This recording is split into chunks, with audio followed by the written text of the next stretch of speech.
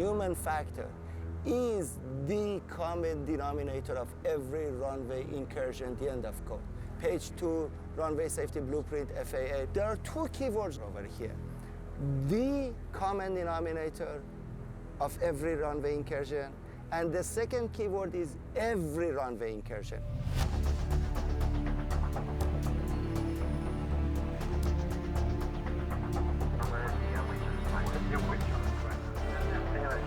Air traffic controllers are responsible for 64 million domestic tower operations annually. 64 million. This is just one of them. And while the United States boasts the safest transportation system in the world, our goal is to raise the bar. Our mission is to make it safer. Advanced technology helps, but the real difference still comes down to people, pilots and controllers.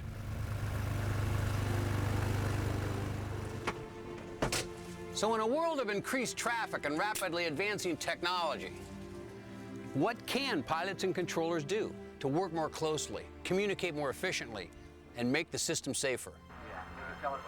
Whether you ask the top veteran controllers or the most experienced pilots, the answer is always the same: education.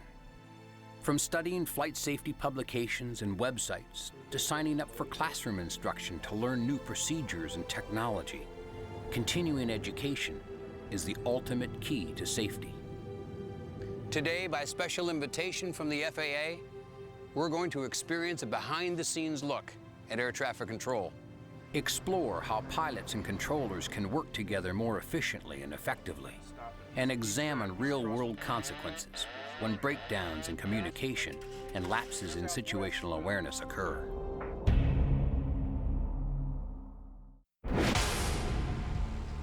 Ontario Tower, Decathlon 161 Sierra Alpha, 7 Southwest with Tango, request landing. Decathlon 161 Sierra Alpha, Ontario Tower, enter left downwind for runway 26 left. For pilots, the tower is an icon, Decathlon 161 Sierra the most Alpha, visible left symbol of air traffic control. For controllers, this is the focal point of local airspace, where the highest concentration of aircraft must be monitored and managed around the clock. Ontario Tower, Decathlon 161 Sierra Alpha, over the ball fields. Decathlon 161 Sierra Alpha, runway 26 left, clear to land. Decathlon 1 Sierra Alpha, contact ground control on 121.9er. 219 1 Sierra Alpha. Ontario ground, Decathlon 1 Sierra Alpha at Romeo, request taxi to the GA ramp. Decathlon 1 Sierra Alpha, taxi to General Aviation via November, Uniform, Sierra, hold short runway 26 right at Uniform. Decathlon 1 Sierra Alpha, taxi via November, Uniform, Sierra, hold short runway 26 right at Uniform. Decathlon 1 Sierra Alpha, read back correct. Ontario Southwest 793, 5 mile final, 26 right. Southwest 793, runway 26 right, clear to land. You are cleared to land. All right, clear to land, 400. As pilots navigating congested ground and airspace like this, situational awareness and proper phraseology are critical to the safety of dozens of aircraft vying for the same ground and airspace. For controllers, clear, concise communication and maximum awareness are essential to managing heavy traffic, a challenge that is complicated by aircraft with differing rates of speed and performance. We've got a lot of airplane taxiing out.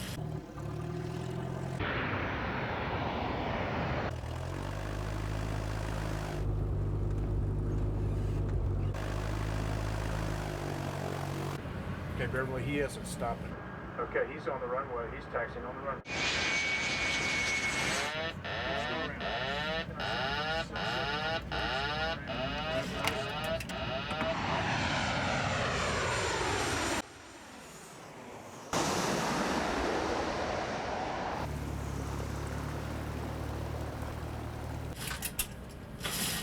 Whoa.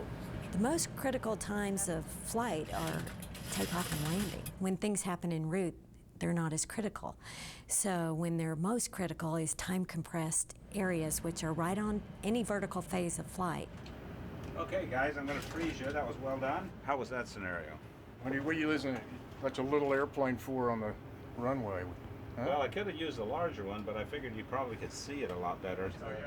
Southwest does do the same scenario when we train. We have go-rounds because a truck is on the runway or because they have traffic on the runway, and that is called by the simulator instructor, and we do that every 6 months. Every pilot does that. Every 6 months. Wow, thanks for bringing me up to the tower. Oh, my pleasure. Air traffic control demands split-second timing and multitasking skills far beyond any other profession. The bottom line is not about profit and loss. The bottom line is life and death. What can pilots and controllers do in terminal operations to make things less stressful, more efficient, safer? That's easy. Education. They can educate themselves and other people. Controllers should never stop learning. Pilots should never stop learning. Whether I'm working in a control tower or flying an airplane, it is important that I never treat the same situation as though it was fixed. Everything always changes. You need to educate yourself. If you keep learning about what it is that you do and what other people do, you'll be far better off.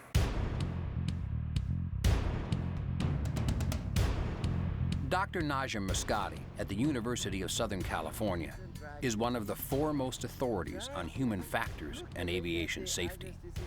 The major or biggest contributor to aviation safety is knowledge. Knowledge about human factors, the knowledge about human performance, the knowledge about fatigue, the knowledge about psychological factors in signal detection or noise and that. The only way that you can gain this knowledge is by educating yourself continuously. Where does this knowledge come from? Part of this knowledge is the technical knowledge, the expertise of flying aircraft, being able to read the chart, knowing your IFR, instrument landing, and that. The other important component of the knowledge is the knowledge that you will gain by knowing the whole system. The system, quite simply, is the tightly choreographed dance that transpires between pilots and controllers. And the system works. Most of the time, it works incredibly well. But we do experience lapses in awareness.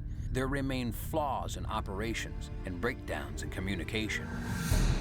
One such incident, Boston Logan International Airport, 9 June 2005, involving Aer Lingus on runway 15 right and US Air on runway 9.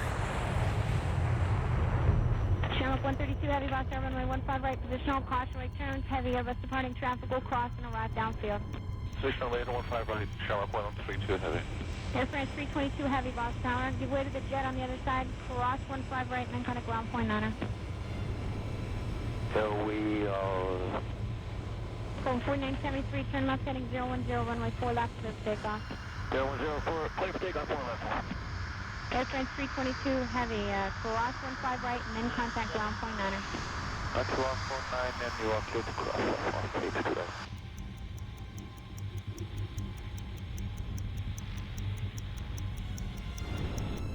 USA 1170, runway 9er, position at home. No, USA 1170. Delta 1929, hard right turn via 22 left, immediate right on Papa. Hard right turn, 22 left, right turn, Papa, Delta 1929. Yeah, American Heavy 1752, the ILS 4 left. 1752 Boston Tower, 4 right, clear to land, caution, right turn runs arriving DC 10 Heavy, wind 080 at 4. Good land, right, 52. Delta 1929, on Papa, hold short of Echo, you can shut down there. Hold short of Echo, we can shut down, 1929, negative. Delta 1929, my coordinator indicates that there may, and I emphasize may, because I've been yelled at many, many times today, be a release for LaGuardia. I don't want to get your hopes up, but just stay with me and we'll see what's going on. We can do that, sir. We'll keep our fingers crossed.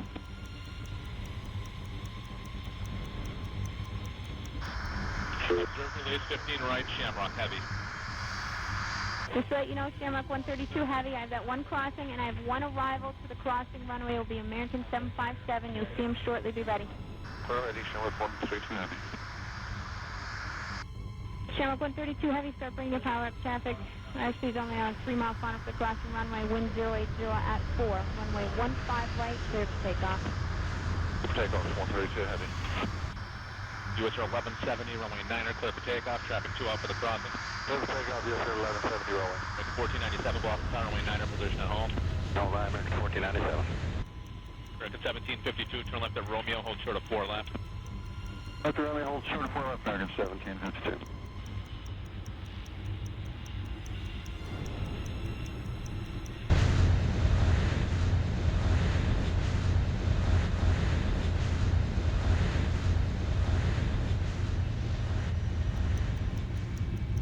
Delta 1929, you're good to go. Move up to and short of 4 right on Echo.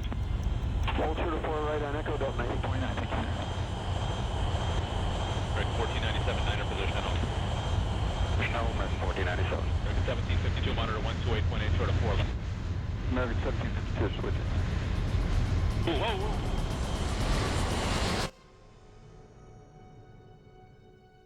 That was close.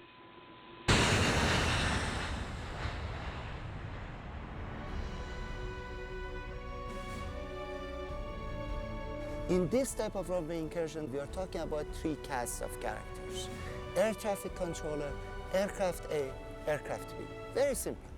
When you look at these 3 casts of characters that they come to play on runway, it's really like a ballet, it's like a choreography. These guys, they need to communicate with each other, they need to be able to understand each other, use their equipment, and be able to run the aircraft safely or take off safely. What is the common denominator over there? Cast of character A, B, and C. The common denominator is the human element or organizational factors. Human factors is an important piece of aviation safety because the human is a factor in a complex system of other humans, computers, and so each one contributes to the situation. We're still humans driving machines, so as long as humans are driving the machines, we have to think about the human side of it. It's a high consequence environment. There's a lot of duty of care issues. You have to be on top of your game all the time. There is a problem of exhaustion, there is a problem of fatigue. Human factors can range from poor nutrition, task saturation, fatigue, to dehydration and exhaustion. The list goes on. However, there's one human factor that appears over and over: complacency. So in your 24 years as a controller, what's the most challenging air traffic you've had to deal with? To tell you about that, I've got to tell you that there are 4 parts to the way traffic works. One would be very easy. There would be no or one airplane. It's very difficult to have something go wrong if there's only one airplane. That's one. The next one would be where it's very busy. If it's busy but still within your capabilities, it becomes a thing of beauty. The airplanes are moving around, the words are coming out correctly, everything is good. You're stressed but not overstressed. Right. The next would be when they add a few more things, a few more tasks for the controller to do. When it's very busy. At that point, you run the risk of making an error, of forgetting to do something. But the real scary scenario is where it's just a little bit busy. You just have a few airplanes and you think you know what's going on. So you relax. That complacency is what will kill you. Chicago O'Hare International Airport, 23 July 2006. The following operational error is a runway incursion involving Giant 6972, cleared to land on 14 right, and United 1015, cleared for takeoff on 27 left, intersecting runways. Hello, Tower, Giant 6972 Heavy, 9 DME, let's 14 right. Giant 6972 Heavy Air Tower, runway 14 right, clear to land, 1608, traffic will depart, head of your arrival. Clear to land, runway 14 right to Giant 6972. United 647, turn left, contact ground point 9er. Point 9, 647, United 938 Heavy, runway 14 right, clear for takeoff, turn left heading 040. Clear for takeoff, 14 right, left turn 040, United 938 Heavy.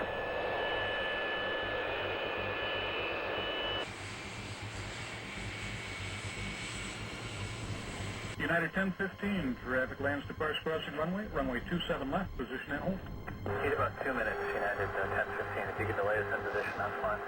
United 1015, let me know when you're ready. Hold in position on runway 27 left. Position hold runway 27 left, and we'll let you know when we're ready, United 1015.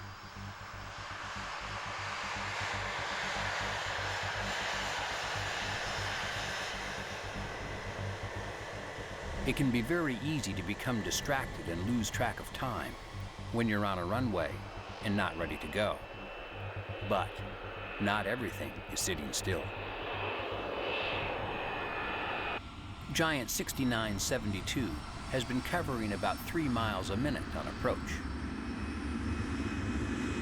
The controller is facing a myriad of distractions. And United 1015 is exposed on an active runway while focused inward on final preparations for takeoff. United 1015, we're ready on 27 left. United 1015, thank you. Fly runway heading, runway 27 left, clear for takeoff, wind 150 at 7. Runway heading to the takeoff, to the left, United 1015.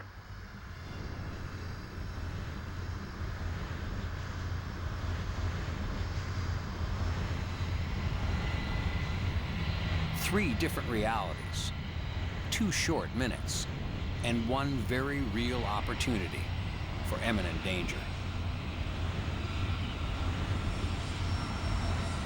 Skyway 6927, runway 27 left, taxi in position and hold, wind 150 at 7. Position hold 27 left, Skyway 6927.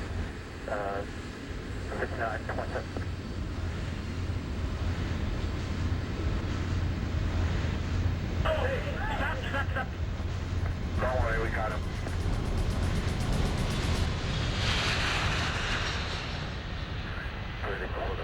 Why did Atlas not hold short? Because he didn't say anything like that. Oh. Don't worry about it. It may not be constructive to worry about it, but all of us, pilots and controllers, can learn a great deal from every operational error and pilot deviation. Well, he isn't stopping. Now more than ever, it's essential that flight crews and air traffic controllers come face to face and eye to eye on improving aviation safety. Ever increasing traffic is being managed with rapidly advancing technology. But at the end of the day, our safety hinges on education. These real-life events are usually a chain of errors. And that's something that's well known in the human factors world. It's not just one different thing or one isolated thing, it's a chain of events. And we try to show the pilots that errors can and will be made. When you have those red flags, treat them as doubt, and doubt equals danger. So the first red flag is clearing you for a visual approach 10 miles out. Amateurs train until they get it right. Professionals train until they don't get it wrong. Nobody wants to do a bad job. No air traffic controller in this country consciously wants to make an error to bring two aircraft close to each other, that they hit each other and kill a lot of people. The poor air traffic controller in Tenerife, he didn't want to kill 583 people. See, then we need to look at the whole issue. What makes people to make this error or misjudgment? We've heard from experts from all sides of our business. They seem to share a common thread: education. Never stop learning. On-the-job training is not enough. Subscribing to a new aviation publication, online research of one of the dozens of web-based aviation safety sites, signing up for a refresher course at one of the many accredited flight training institutions around the country, or a few hours with your favorite flight instructor. It is our hope that this is just the beginning of updating your skills and learning more about pilot and controller teamwork. Until then, blue skies and safe landings.